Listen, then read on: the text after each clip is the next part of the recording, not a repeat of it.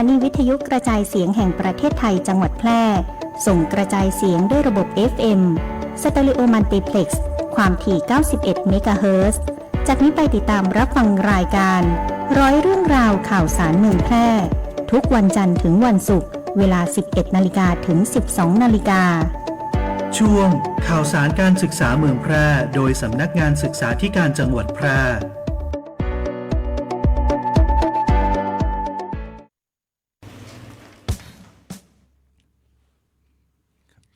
สวัสดีค่ะท่านผู้ฟังท่านผู้ชมที่เคารพ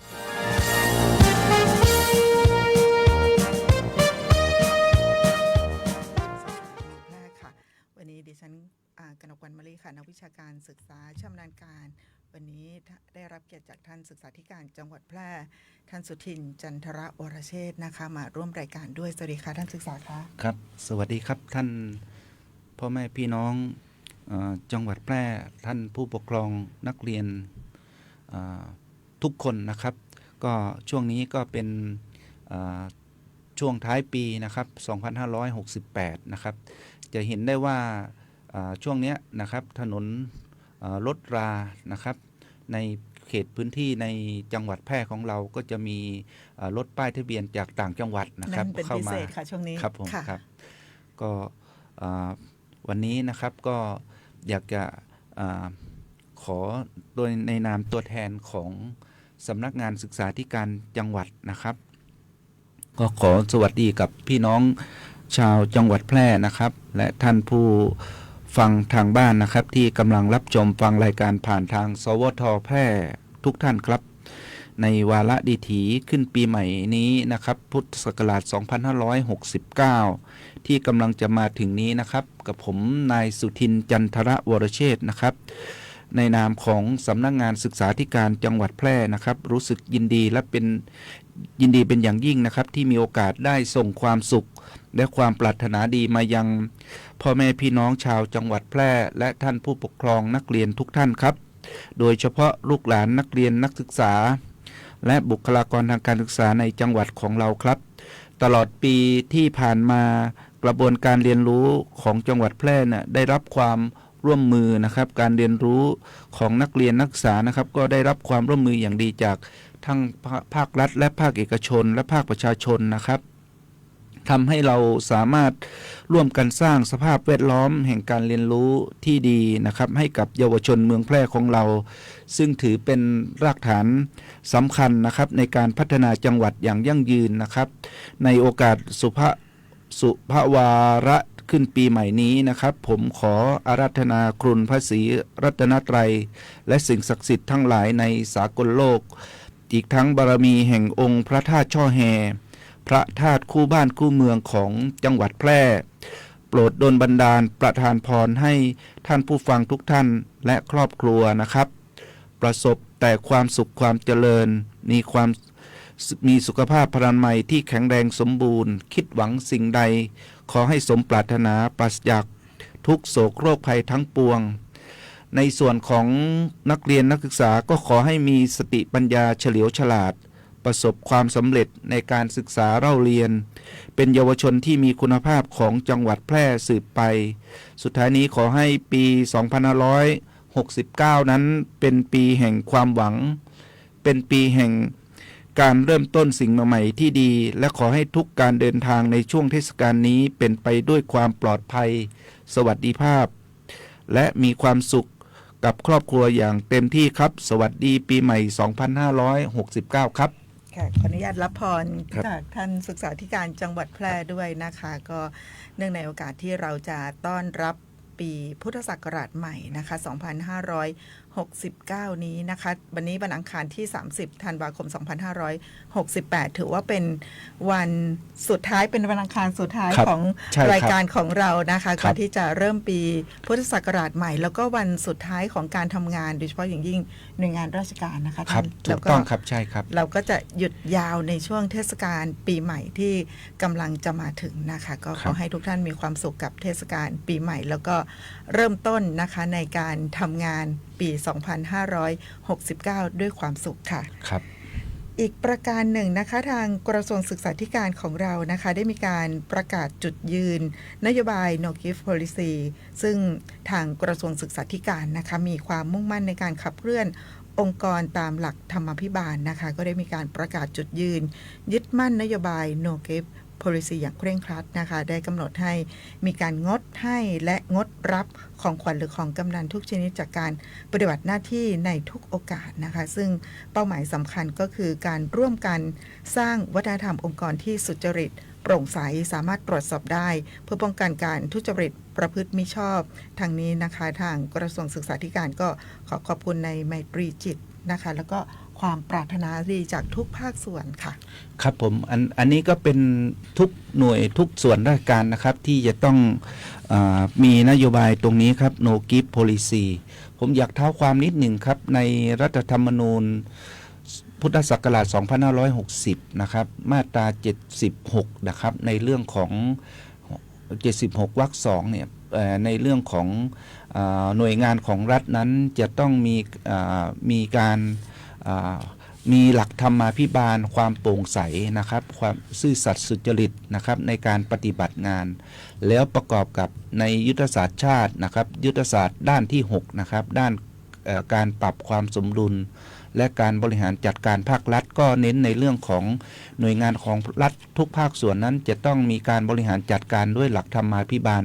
ส่วนหนึ่งก็คือทุกกระทรวงทบวงกรมก็นำเอาหลักเหล่านี้นะครับมาเป็นหลักในการปฏิบัติในการทำงานก็คือผู้บริหารหน่วยงานนะครับก็คือเรื่องของ No Gift Policy นะครับก็คือเรื่องของงดให้งดรับนะครับของขวัญปีใหม่อะไรต่างๆนี้นะครับซึ่งก็ถือว่าเป็นนโยบายที่ทุกภาคส่วนจะต้องร่วมกันปฏิบัติโดยเฉพาะอย่างยิ่งในกระทรวงสาธารณสุขก็ท่านรัฐมนตรีว่าการกระทรวงสาธารณสุขนะครับท่านศาสตราจารย์ดร.นฤมลพินโยสินวัฒน์นะครับท่านก็ออกประกาศNo Gift Policy มาแล้วนะครับให้ทุกภาคส่วนนั้นได้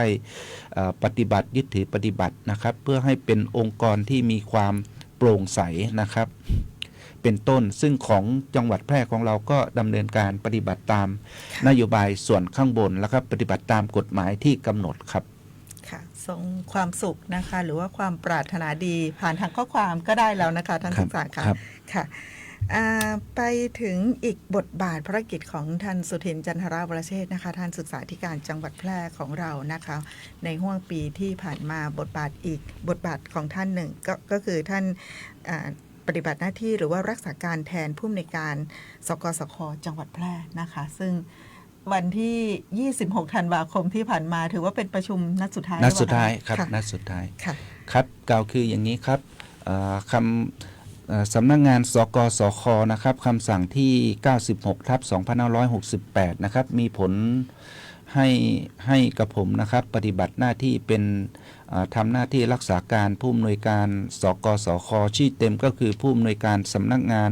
ส่งเสริมสวัสดิการและสวัสดิภาพครูและบุคลากรทางการศึกษาจังหวัดแพร่นะครับก็ปฏิบัติหน้าที่ตั้งแต่วันที่ 24 มิถุนายนเป็นเวลา 6 เดือนครับซึ่งก็มาหมดถึงวันที่ 23 ธันวาคม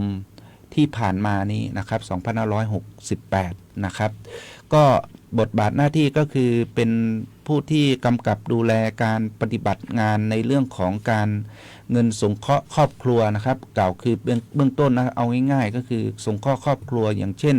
ชาปนกิจสงเคราะห์นะครับชพคชพสนะครับแล้วก็ในเรื่องของเร่งการส่งเสริมจัดสวัสดิการสวัสดิภาพครูนะครับการส่งเสริมให้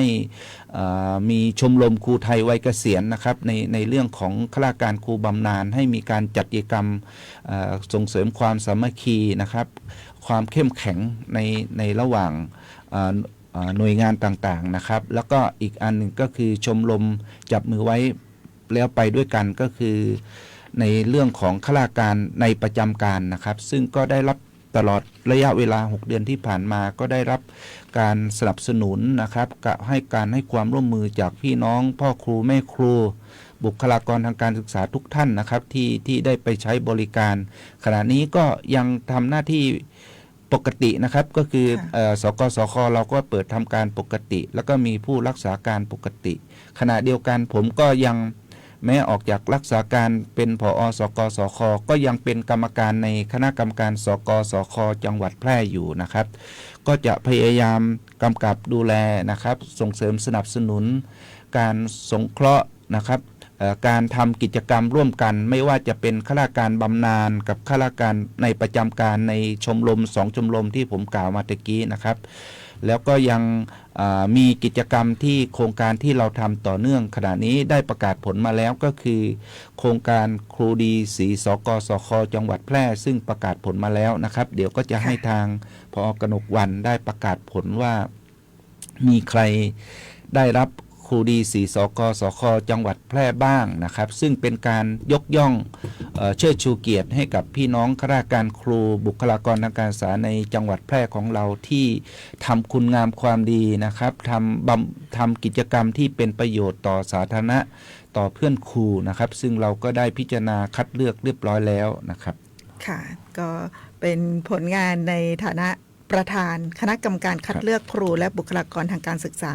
เพื่อยกย่องเชิดชูเกียรติให้ได้รับรางวัลครูดีศรีสกสค.จังหวัดแพร่ประจำปี 2569 ของท่านสุทินจันทรประเชษฐ์นะคะขออนุญาตส่งความสุขให้กับท่านผู้บริหารแล้วก็คณะครูทุกท่านนะคะที่ได้รับรางวัลประจำปี 2569 นะคะถือว่าเป็นการประกาศแล้วก็สร้างขวัญแล้วก็กำลังใจให้กับทุกท่านนะคะก่อนที่จะรับปีศักราชใหม่ 2569 นี้นะคะทั้งหมด 38 รายด้วยกันนะคะสำหรับผู้ที่ได้รับรางวัลครูดีศรีสกสค.จังหวัดแพร่ประจำปี 2569 ค่ะประเภทผู้บริหารการศึกษานะคะ1รายด้วยกันได้แก่ท่านวิริยะวรายุนะคะรองผู้อำนวยการสำนักงานเขตพื้นที่การศึกษาประถมศึกษาแพร่เขต 2 ค่ะประเภทผู้บริหารสถานศึกษา10รายนะคะรายที่1ค่ะท่านผอ.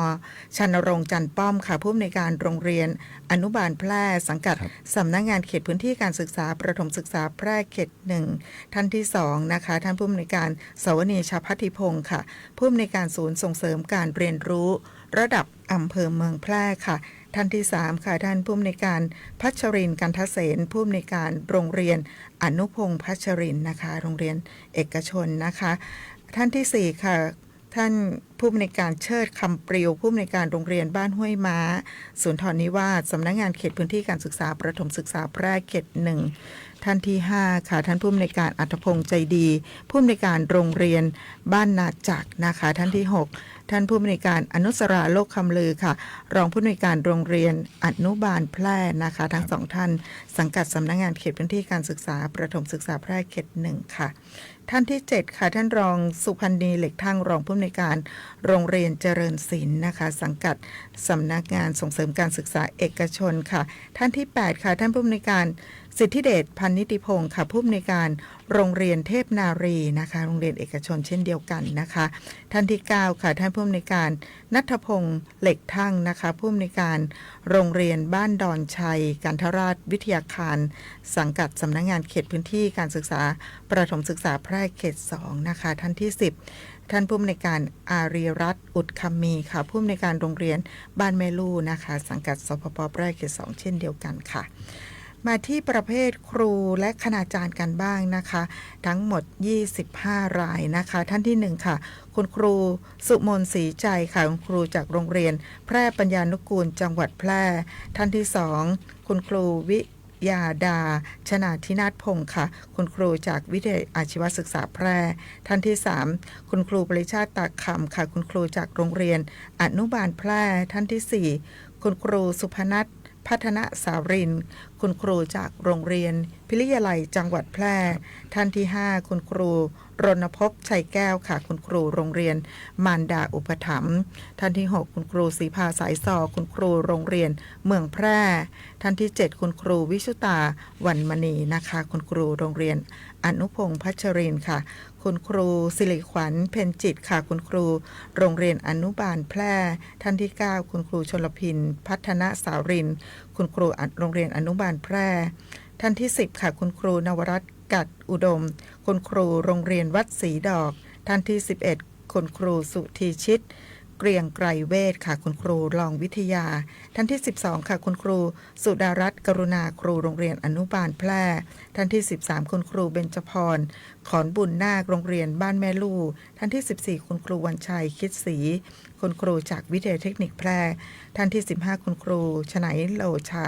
คุณครูจากวิทยาเทคนิคแพร่ค่ะท่านที่16ค่ะคุณครูรัตติพรอุดคำมีคุณครูโรงเรียนบ้านวังฟ่อนท่านที่17คุณครูกมลธิดาป๋องสรัดคุณครูจากโรงเรียนชุมชนบ้านหนุนเหนือแสงสีวิทยาท่านที่18คุณครูธัญพรเสาเป่งคุณครูจากโรงเรียนเจริญศิลป์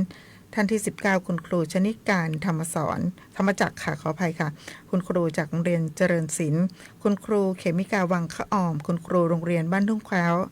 ท่านที่21คุณครูโสภิตบัวสุขคุณครูโรงเรียนบ้านดงเจริญท่านที่22คุณครูกัลยาคำกองค่ะ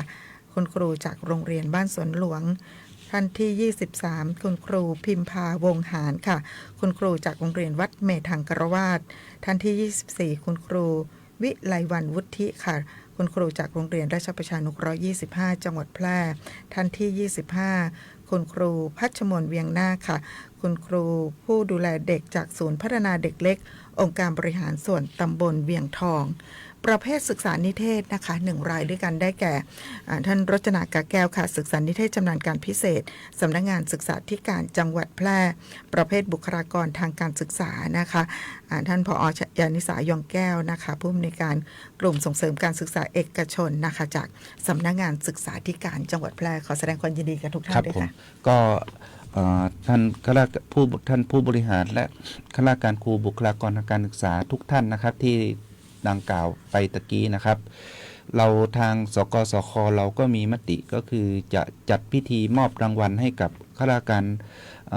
เหล่านี้นะครับที่นำกล่าวไปแล้วนะครับวันที่12นะครับวันจันทร์ที่12มกราคม2569นะครับณที่สกสคจังหวัดแพร่ของเรานะครับพอมอบเสร็จปุ๊บคุณครูทั้งหมดที่ได้รับรางวัลนี้ก็จะเอาเกียรติบัตรนะครับที่ได้รับรางวัลนี้ซึ่งลงนามโดยท่านเลขาสกสคนะครับแล้วก็เกียรติบัตรจากสกสคจังหวัดแพร่ของเราด้วยนะครับอีกฉบับหนึ่งก็มอบให้กับคุณครูในวันจันทร์ที่12มกราคมแล้วก็ไปเข้าร่วมกิจกรรมวันครูตามหน่วยต่างๆนะครับที่คุณครูสังกัดอยู่นะครับอันนี้ก็เป็นต้องขอแสดงความยินดีกับคุณครูท่านผู้บริหารและท่านคุณครูทั้งหมดที่กล่าวมานี้นะครับก็ขอแสดงความยินดีด้วยนะครับค่ะขออนุญาตเรียนถามท่านศึกษาอีกนิดหนึ่งนะคะท่านผอ.สกสคท่านใหม่นะคะจะเข้ามาดำรงตำแหน่งแล้วก็เริ่มปฏิบัติหน้าที่ครับผมค่ะเมื่อไหร่ก็ทางสกสคได้ประกาศผลนะครับรายชื่อผู้ที่ทำหน้าที่ผอ.สกสคท่านใหม่นะครับประกาศผลอยู่นะครับเขาก็ในจังหวัดแพร่ของเราคนที่ได้ลำดับที่1ก็คือดร.สิริพันธ์ขวัญอ่อนนะครับอดีตท่านก็เป็นผอ.สกสคหนึ่งสมัยนะครับเป็นอดีตศึกษาธิการจังหวัดแพร่ด้วยอดีตศึกษาธิการจังหวัดด้วยนะครับท่านได้ลำดับที่1คราวนี้เขาเอาคนที่ได้ที่1ไปรายงานตัวในวันที่21มกราคมเพื่อรับรายงานตัวแล้วก็ทำสัญญาจ้างนะครับเป็นเวลา4 ปีผมเชื่อมั่นว่าหลังจากนี้ก็คงน่าจะเริ่มปฏิบัติงานจริงๆท่านผอ.สกสคก็น่าจะปลายเดือนมกราคมหรือต้นเดือนกุมภาพันธ์เป็นทางการเลยนะครับก็ปฏิบัติหน้าที่ขณะนี้ก็ยังมีผู้ที่รักษาการแทนผอ.สกสคนะครับน้องสลาวุธนะครับน้องสลาวุธน้องวรดานะครับที่อยู่ในสำนักงานสกสคซึ่งเป็นเบอร์1เบอร์2ต่อนะครับทำหน้าที่แทนนะครับก็ยังปกติอยู่นะครับจนกว่าพอใหม่จะมานะครับก็น่าจะปลายเดือนมกราคมนี้ปี69นะครับก็ขอแสดงความยินดีกับท่านดร.สิริพันธ์ขวัญอ่อนด้วยนะคะท่านผู้อำนวยการสำนักงานส่งเสริมสวัสดิการและสวัสดิภาพครูและบุคลากรทางการศึกษาจังหวัดแพร่ผอ.สกสคจังหวัดแพร่ท่านใหม่นะคะค่ะขออนุญาตพักเบรกกันสักครู่ช่วงหน้ากลับมาติดตามข่าวสารกันต่อค่ะครับ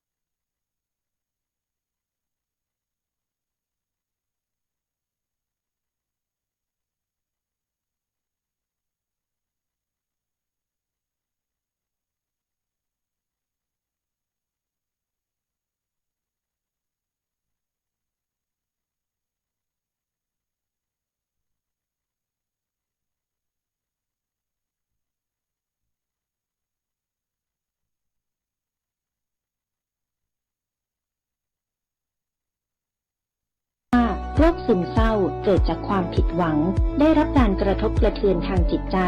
แต่ในความเป็นจริงแล้วโรคซึมเศร้าเป็นโรคที่เกิดจากความไม่สมดุลของสารสื่อประสาทจำเป็นที่จะต้องได้รับการรักษาจากจิตแพทย์และต้องบำบัดอย่างถูกวิธีหรืออาจจะต้องใช้ยาในการรักษาร่วมด้วยลองสังเกตตนเองและคนรอบข้างสักนิดว่าเขาข่ายเป็นโรคซึมเศร้าหรือไม่ด้วยความปรารถนาดีจากสำนักงานประชาสัมพันธ์ที่ 3 กรมประชาสัมพันธ์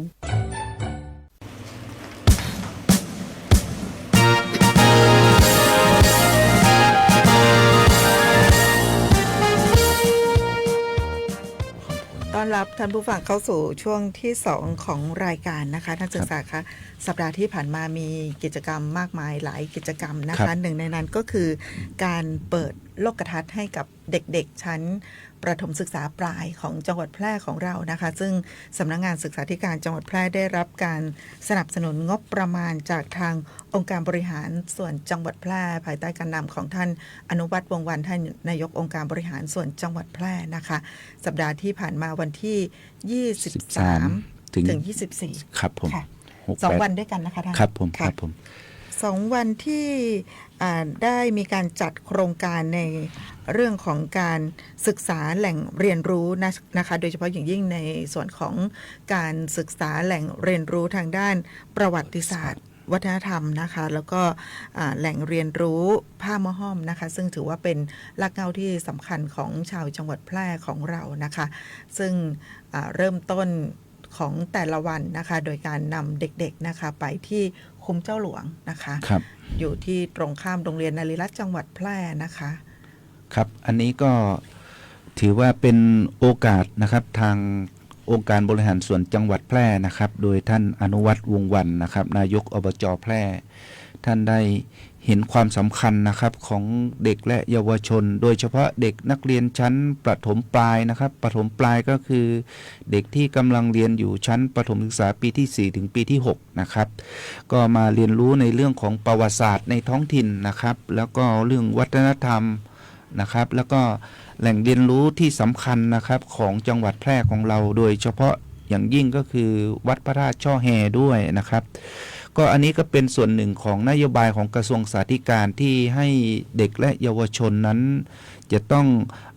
เรียนรู้ถึงรากเหง้านะครับประวัติศาสตร์ความเป็นมาโดยเฉพาะประวัติศาสตร์ชาติไทยประวัติศาสตร์ในท้องถิ่นนะครับโดยเฉพาะของอย่างยิ่งในจังหวัดแพร่ของเราก็เริ่มต้นเรียนรู้จากคุ้มเจ้าหลวงนะครับซึ่งก็ทั้ง2รุ่นนะครับรุ่นที่1และรุ่นที่2เนี่ยก็คือ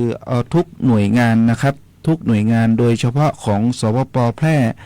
เขต1นะครับของสปป.แพร่เขต2นะครับของโรงเรียนเอกชนนะครับที่คร่าวๆที่ผมรับทราบนะครับแล้วก็สังกัดองค์กรปกครองส่วนท้องถิ่นด้วยครับองค์กรปกครองส่วนท้องถิ่นก็มาเรียนรู้เป็นการให้โอกาสเด็กนะครับในการเติมเต็มจากการสัมภาษณ์นะครับข้อมูลเด็กนั้นมีความสุขมากเลยนะครับเด็กมีความสุขแล้วก็ตื่นเต้นอยากให้โครงการนี้มีอีกปีหนึ่งมีทุกๆปีนะครับเพราะว่าเด็กได้เรียนรู้นอกสถานที่นะครับได้ประสบการณ์ตรงด้วยนะครับการเรียนรู้ที่จำได้ยาวนานที่สุดก็คือการเรียนรู้จากประสบการณ์ตรงนะครับเด็กก็มีความสุขนะครับแล้วก็ซึมซับนะครับในเรื่องของประวัติศาสตร์ในเรื่องของสถานที่สำคัญอย่างเช่นวัดพระธาตุช่อแฮนะครับแล้วก็อีกอันหนึ่งที่เป็นเรื่องของแหล่งที่เป็นเอกลักษณ์อัตลักษณ์ของจังหวัดแพร่ของเราก็คือเรื่องของผ้าหม้อห้อมอันนี้เด็กของเราก็ไปเรียนรู้หม้อห้อมนะครับที่ศูนย์การเรียนรู้ของป้าเงี่ยมนะครับอันนี้ก็เป็นการปลูกฝังให้กับเด็กถือว่าได้รับประโยชน์เป็นอย่างมากนะครับสำหรับเด็กทั้ง2รุ่นครับค่ะก็วันที่23นะคะก็จะเป็นโรงเรียนนะคะจากทุกสังกัดในจังหวัดแพร่เป็นโซนทางเหนือนะคะก็คือในส่วนของอำเภอเมืองแพร่อำเภอ2อำเภอร้องกวางอำเภอหนองม่วงไข่นะคะสำหรับวันที่24นะคะก็เป็นเด็กนักเรียนจากทุกสังกัดในจังหวัดแพร่เช่นเดียวกันนะคะแต่ว่าเป็นโซนทางใต้ก็อำเภอสูงเม่นเด่นชัยลองแล้วก็วังชิ้นค่ะ ก็เป็นเด็กๆทั่วทั้งจังหวัดแพร่ทุกๆอำเภอนะคะได้มีโอกาสเปิดโลกทัศน์นะคะโดยเฉพาะอย่างยิ่งได้เรียนรู้สำหรับ3แห่งนี้นะคะที่ได้มีการจัดให้เด็กๆไปทัศนศึกษาไม่ว่าจะเป็นคุ้มเจ้าหลวงวัดพระธาตุช่อแฮแล้วก็ในส่วนของแหล่งเรียนรู้ผ้ามะฮ่อมของป้าเหี่ยมนะคะทั้งหมดนี้นะคะถือว่าเด็กๆได้เรียนรู้ประวัติศาสตร์แล้วก็รากเหง้าของชาวจังหวัดแพร่ของเรานะคะความเป็นมานะคะทางประวัติศาสตร์ด้วยนะคะอันนี้ก็ต้องถือว่าเป็นความโชคดีนะครับโชคดีด้วยนะครับก็เป็นความโชคดีของเด็กที่ได้มีโอกาสในการเรียนรู้แล้วก็เป็นความภาคภูมิใจนะครับของทั้งตัวนักเรียนของคุณครูทั้งผู้ปกครองด้วยนะครับที่เด็กได้มีโอกาสได้เรียนรู้อย่างนี้นะครับเป็นโครงการที่ดีๆนะครับที่ทางผู้หลักผู้ใหญ่เห็นความสำคัญของนักเรียนของเรานะครับค่ะก็ต้องขอบพระคุณทางองค์การบริหารส่วนจังหวัดแพร่ด้วยนะคะร่วมกับทางสำนักงานศึกษาธิการจังหวัดแพร่นะคะทางสำนักงานศึกษาธิการจังหวัดแพร่ก็ได้รับเงินอุดหนุนนะคะที่จะจัดกิจกรรมให้กับเด็กๆในครั้งนี้นะคะอีกกิจกรรมหนึ่งนะคะซึ่งทางองค์การบริหารส่วนจังหวัดแพร่นะคะร่วมกับ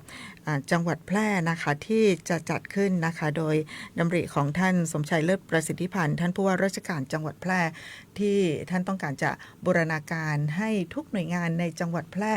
จัดงานฉลองวันเด็กแห่งชาติประจำปี 2569 ให้กับเด็กชาวจังหวัดแพร่ของเรานะคะโดยบูรณาการทุกๆหน่วยงานนะคะมาจัดงานวันเด็กให้กับเด็กๆนะคะซึ่งจะจัดขึ้นที่สนามกีฬาองค์การบริหารส่วนจังหวัดแพร่นะคะที่สนามกีฬาองค์การบริหารส่วนจังหวัดแพร่เลยค่ะท่านซึ่งจะเป็นทั้งบริเวณเลยแล้วก็มีในส่วนของเวทีนะคะเวทีกลางบริเวณโดมสนามกีฬาองค์การบริหารส่วนจังหวัดแพร่แล้วก็มีเต็นท์นะคะของแต่ละหน่วยงานที่จะไปจัดกิจกรรมมอบความสุขแล้วก็มอบของขวัญมีทั้งของขวัญของกินทุกอย่างเลยแจกฟรีทั้งงานครบทั้งงานเลยจัดวันที่เท่าไหร่นะวันเสาร์ที่2ของเดือนมกราคมนะคะก็คือวันที่10มกราคม2569นี้นะคะซึ่งปีนี้พิเศษด้วยนะคะจังหวัดแพร่ของเรามีงานฤดูหนาวประจำปี2569ด้วยนะคะแล้วก็ในส่วนของวันที่10นี่ก็เป็นพิเศษนะคะมีงานฤดูหนาวด้วยแล้วก็ในช่วงของกลางวันก็จะมีกิจกรรมสำหรับเด็กๆนะคะครับผมนอกจากที่จะมีการมอบรางวัลมอบเกียรติบัตรนะคะเพื่อที่จะเป็นขวัญและก็กำลังใจให้กับเด็กดีทุกประเภทแล้วนะคะก็จะมีในส่วนของกิจกรรมของบูธต่างๆที่แต่ละหน่วยงานไปนำเสนอนอกจากนั้นทางองค์การบริหารส่วนจังหวัดแพร่นะคะก็จะมีการจัดโชว์นะคะมีทั้งโชว์เครื่องบินเล็กโชว์ยุทธวิธีปราบปรามผู้ก่อการร้ายนะคะแล้วก็มีซุ้มของเล่นต่างๆมากมายเลยนะคะไม่ว่าจะเป็นซุ้มกิจกรรมของส่วนราชการในจังหวัดแพร่เครื่องเล่นบ้านลมเทมโบรีนนะคะบูธอาหารเครื่องดื่มอาหารว่างแล้วก็รถที่ใช้ในการรบของทหารเครื่องจักรกลรบออฟโรดแล้วก็ในส่วนของเกมจักรยานขาไถด้วยนะคะมากมายเลยรวมไปถึงการแสดงมายากลนะคะการตอบปัญหาชิงรางวัลปีนี้ full option ค่ะท่านศึกษาคะนึกแล้วอยากเป็นเด็กนะครับกลับไปเป็นเด็กนะครับโอ้โหนึกภาพแล้วมีกิจกรรมที่หลากหลายนะครับแล้วก็วันปีนี้นะครับปีหน้าปี69ปี69เนี่ยนะครับท่านนายกรัฐมนตรีท่านอนุทินชาญวีรกุลนะครับนายกรัฐมนตรีท่านให้คำขวัญวันเด็กแห่งชาตินะครับประจำปีพุทธศักราช2569เนี่ยนะครับท่านผู้ปกครองท่านผู้ชมทางบ้านฟังนะครับรีบบอกเป็นเด็กนี่ต้องท่องเลยนะคะท่องไว้เลยนะครับ สั้นๆปีนี้ปี69นี่สั้นมากครับก็คือคำว่าท่านให้คำขวัญว่ารักชาติไทยใส่ใจโลกครับอีกครั้งหนึ่งนะครับคำขวัญวันเด็กปี2569ก็คือรักชาติไทยใส่ใจโลกครับโอ้โหมาเป็นอันดับหนึ่งเลยนะคะรักชาติไว้ก่อนนะคะครับผมรักชาติไทยใส่ใจโลกนะคะเป็นสถานการณ์ปัจจุบันของเด็กปี2568ถึง2569เลยครับผมท่านผู้ชม ผู้ฟังที่อยู่ทางบ้านได้ยินแล้วครับหรือท่านผู้ปกครองนะครับท่านเตรียมตัวนำลูกหลานนะครับที่นำลูกหลานมาร่วมงานนะครับที่สนามกีฬาอบจในจัดใหญ่แล้วครับเป็นเซ็นเตอร์ คำถามที่เด็กจะได้รางวัล ครับ นะคะ ผม คำขวัญวันเด็กแห่งชาติปี ครับ นี้ ผมโอ้โห ว่อ ง่าย ไร มากเลยนะครับรักชาติไทย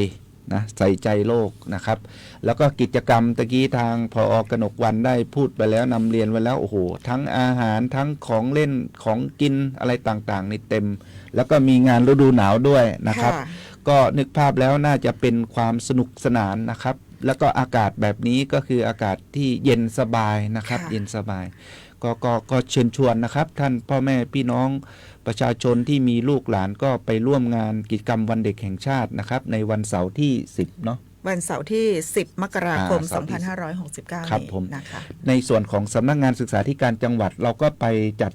บูธ อ่า ร่วมกิจ ถ้าก ร เป็ รม นบูธของทางสำนักงานศึกษา ครับ ธิการจังหวัดแพร่จะเป็นบูธของสำนักงานศึกษาธิการจังหวัดแพร่ ครับ ร่วมกับสำนักงานส่งเสริมการเรียนรู้ประจำจังหวัดแพร่ ครับ แล้วก็ศูนย์ส่งเสริมการเรียนรู้ระดับอำเภอเมืองแพร่ด้วยนะ ครั คะ บ ก็จะมีบูธแจกของขวัญ ครับ ล้วงไหให้โชค โอ้ ค่ะท่าน ล้วงไหด้วยนะครับเอา ล้วง เงิน ไห นั่น ให้โชคนะคะ ก็จะเป็นล้วงไหจับไข่ให้โชคนะคะของทางสำนักงานศึกษาธิการจังหวัดแพร่ร่วมกับสกรนะคะ แล้วก็อีกส่วนหนึ่งก็คือจะมีในส่วนของรถโมบายรักการอ่านของสกร ครั แพ บ ร่ ผม นะคะ ที่จะให้เด็กๆได้เข้าไปเรียนรู้กัน ครับ ด้วย ผม นะคะ สำนักงานเรานี่ไม่กักของอะไรไว้นะครับ เด็กจับได้ก็ให้หมดแจกให้หมดนะครับวันนั้น วันที่ 24 ธันวา ครับ คม ผม ที่ผ่านมาท่านนายกอนุวัฒน์วงศ์วรรณนะคะ ท่านก็ได้เป็นประธานในการประชุมนะคะ หน่วยงานที่เราบูรณาการการทำงานร่วมกันที่จะไปจัดกิจกรรมในส่วนของวันเด็กแห่งชาติประจำปี 2569 ของจังหวัดแพร่นะคะก็ท่านนายกก็ได้มีการสอบถามนะคะ แต่ละหน่วยงานว่าจะมีกิจกรรมอะไรกันบ้างนะคะ ครับ ว่าในส่วนของแจกหรือว่ากิจกรรมต่างๆ มีอะไรกันบ้างนะคะ ครับ เพื่อที่จะให้ภาพของงานในปีนี้นะคะ มอบความสุขให้กับเด็กๆให้มากที่สุดนะคะ แล้วก็สรุปก็คือในส่วนขององค์การบริหารส่วนจังหวัดแพร่จะรับนะคะจะรับในส่วนของอาหารการกินทั้งหมด โอ้ นะ ครั คะ บผม เป็นอาหารการกินไม่ว่าจะเป็นอาหารหนักอาหารเบา ครับ รวมไปถึงขนมไอศครีมกันด้วยนะคะ แล้วก็นอกจากนั้นยังมีอีกหลายหน่วยงานที่จะมีของกินเหล่านี้นะคะ โดยเฉพาะอย่างยิ่งในส่วนของเทศบาลเมืองแพร่บอกว่า ครับ มีรางวัลกว่า 2,000 ชิ้น โอ้โห เฉพาะ ครับ ของ ผม ของเทศบาลเมืองแพร่นะคะ ครับ ปีนี้มารวมกันที่นี่ที่เดียวนะคะ สนามกีฬาองค์การบริหารส่วนจังหวัดแพร่นะคะ ครับผมก็วันเสาร์นะครับวันเสาร์ที่10นะครับก็เชิญชวนพ่อแม่พี่น้องผู้ปกครองไปร่วมนะครับ แล้วก็ต่อมาอีกนิดนึงนะครับ ค่ะ พอวันเด็กเสร็จนะครับ วันอาทิตย์ที่11ก็จะพ่อแม่พี่น้องก็จะไปเลือก เลือกตั้ง สอบตอีก ค่ะ นะครับ ก็เชิญชวนกันนะครับไปโอ้โห ใช้สิทธิ์ เรามีกิจกรรมนะครับปี69นี่เปิดมาก็เป็นมีกิจกรรมที่นอกจากทั้งเด็กนะครับ ทั้งผู้ใหญ่ที่มีหน้าที่ที่ต้องไปเลือกตั้งด้วยครับผม จ้ะ ครับ ค่ะขออนุญาตถัดไปอีกกิจกรรมหนึ่งนะคะ ซึ่งในส่วนของทางสำนักงานศึกษาธิการจังหวัดแพร่นะคะ ก็เป็นเจ้าภาพจัดกันทุกปีก็คือในส่วนของการจัดงานวันครูนะคะ ปี 2569 นี้ถือว่าเป็นการจัดงานวันครูครั้งที่ 70 นะคะ ซึ่งเมื่อวันที่ 26 ที่ผ่านมานะคะ ท่านศึกษาธิการจังหวัดแพร่ท่านสุทินจันทรวรเชษฐ์นะคะ แล้วก็ท่านพิทักษ์กาวีบลท่านรองศึกษาธิการจังหวัดแพร่พร้อมด้วยผอเรนูปราบหงส์นะคะผู้อำนวยการกลุ่มบริหารงานบุคคล แล้วก็บุคลากรของกลุ่มบริหารงานบุคคลนะคะ วันที่ 26 ที่ผ่านมามีการประชุมคณะอนุกรรมการจัดงานวันครูผ่านซูมมิทติ้งนะคะ ครับ ซูมมิทติ้งของกระทรวงนะคะ ครับของกระทรวงครับเพราะว่าคณะอนุจัดงานวันครูของครุสภาได้ให้ศึกษาธิการจังหวัดทั่วประเทศนะครับเข้าร่วมการประชุม โดยเฉพาะในส่วนภูมิภาคนี่เขาให้ทางสำนักงานศึกษาธิการจังหวัดเป็นหน่วยจัดงานวันครูในระดับภูมิภาคในแต่ละจังหวัดนะครับ ซึ่งก็ปีนี้เป็นปีพิเศษนิดหนึ่งก็คือ เนื่องจากสมเด็จพระนางเจ้าสิริกิติ์พระบรมราชชนนีพระพันปีหลวงนะครับ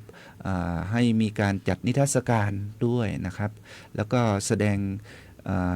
ระลึกถึงพระคุณท่านด้วยนะครับ อันนี้เพิ่มเติมเข้าไปครับ ค่ะ ในส่วนของจังหวัดแพร่ของเรานะคะโดยสำนักงานศึกษาธิการจังหวัดแพร่นะคะก็จัดที่มหาวิทยาลัยมหาจุฬาลงกรณราชวิทยาลัยวิทยาเขตแพร่เหมือนเดิมนะคะค่ะดูเวลาแล้ว น่าจะไม่ทันนะคะขออนุญาตอีกเรื่องหนึ่งก็คือที่เราเตรียมความพร้อมกันอยู่แล้วก็จะมีกิจกรรมที่จะเกิดขึ้นก็คือจังหวัดแพร่ของเรานะคะเมืองแพร่เกมนะคะจะเป็นเจ้าภาพในการจัดการแข่งขันกีฬาเยาวชนแห่งชาติรอบคัดเลือกภาค 5 ครั้งที่41นะคะแล้วก็การแข่งขันกีฬาอาวุโสแห่งชาติรอบคัดเลือกภาค 5 ครั้งที่8นะคะซึ่งในส่วนของสำนักงานศึกษาธิการจังหวัดแพร่รวมไปถึงหน่วยงานทางการศึกษาสถานศึกษานะคะก็เป็นเจ้าภาพในเรื่องของการเตรียมความพร้อมฝ่ายที่พักนักกีฬาแล้วก็เจ้าหน้าที่นะคะเมื่อวานนี้ก็มีการประชุมเตรียมความพร้อมแล้วก็หาที่พักเพิ่มเติมนะคะได้รับความเมตตาจากทุกภาคส่วนสัปดาห์หน้ามาพูดถึงรายละเอียดกันแล้วกันนะคะค่ะวันนี้เวลาของรายการในช่วงของข่าวสารการศึกษาเมืองแพร่หมดลงแล้วนะคะต้องขอบพระคุณท่านศึกษาธิการจังหวัดแพร่นะคะวันนี้ถือว่าลาปี 2568 นะคะท่านครับสวัสดีครับค่ะ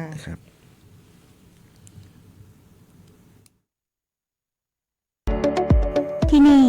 สถานีวิทยุกระจายเสียงแห่งประเทศไทยจังหวัดแพร่ส่งกระจายเสียงด้วยระบบ FM สเตอริโอมัลติเพล็กซ์ความถี่ 91 เมกะเฮิรตซ์จากนี้ไปติดตามรับฟังรายการร้อยเรื่องราวข่าวสารเมืองแพร่